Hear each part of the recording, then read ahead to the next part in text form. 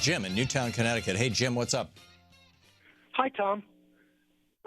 Hey. I've got a couple theories on why regular people and then also billionaires don't accept the scientific truth of climate change. Okay. And then a thought on maybe what might counter some of that awareness. The billionaires, I think they're simply trying to win their ultimate game of like risk or monopoly.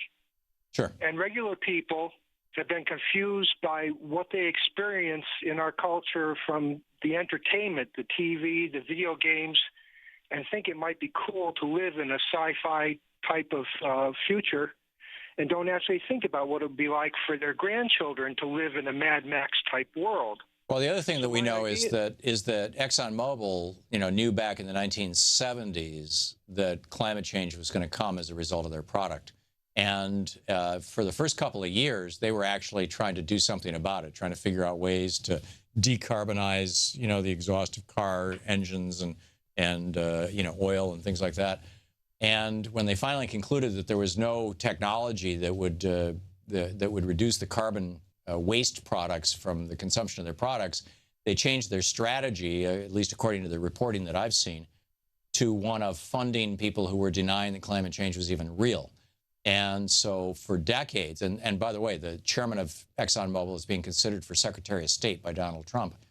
And so for decades, not just ExxonMobil and not just the Koch network, but other Petro-Billionaires as well, and probably even foreign countries.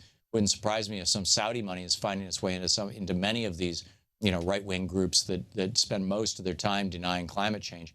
Millions, probably over the years, billions of dollars has been spent trying to convince Americans that there is a debate, that it's unsettled science, that it's fake science, that, et cetera, et cetera, et cetera.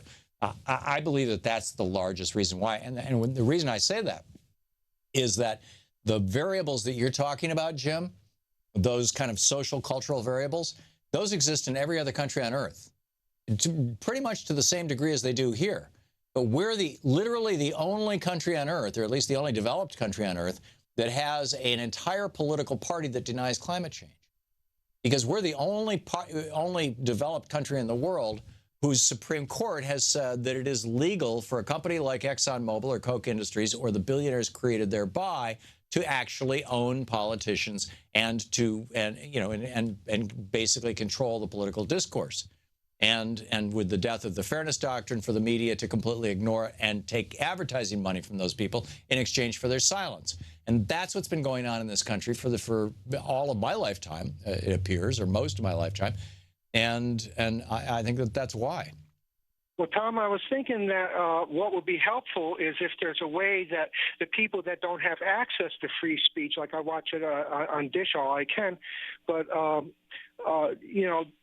they don't have or they don't choose to, is to get them through their own entertainment kind of thing with either a game that's like a video, or it'd be along the lines of the like reality TV, like the Ultimate Winner, and you could have all the banksters, all different kind of. Yeah, see, I get you.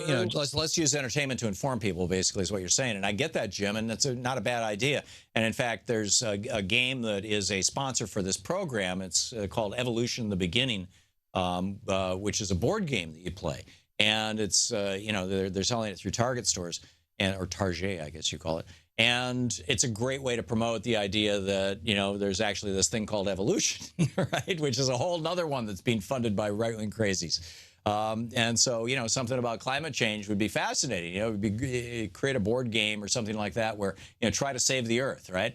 And if you lose, we all die.